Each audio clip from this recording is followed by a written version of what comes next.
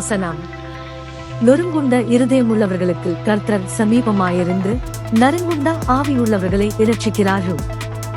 சங்கீதம் 34:18.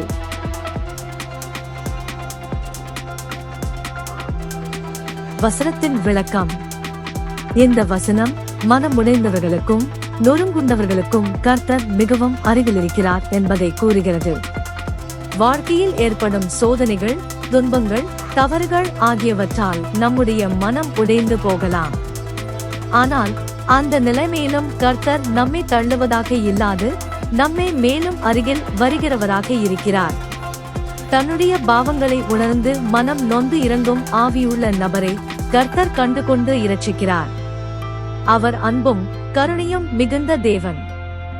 நாம் தாழ்ந்து நேர்மையாக அவர் அருகே வரும்போது அவர் நம்மை தள்ளாமல் தூக்கி நம்மை மீட்கிறார். இது நமக்காக ஒரு பெரிய ஆறுதலாக உள்ளது. நாம் எப்படி இருந்தாலும், எந்த நிலையிலும் இருந்தாலும் நம்மை தேவன் நிராகரிக்காமல் நம்முடன் இருக்கிறார் என்பது ஒரு உண்மை நம்பிக்கை. சிறிய ஜெபம். கர்த்தரே, என் இருதயம் நொறுங்கும்போது, என் ஆவி நறுங்கும்போது நீங்கள் என்னை விட்டு நீங்காமல் அருகிலிருந்து ஆறுதல் அளிக்கிறீர். உமது கருணையாலும் அன்பாலும் என்னை மீட்டருளும்.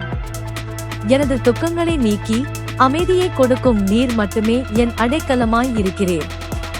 இந்த நாளும் உம்மை நம்பி நடக்க ஆசீர்வதியுங்கள். ஆமென்.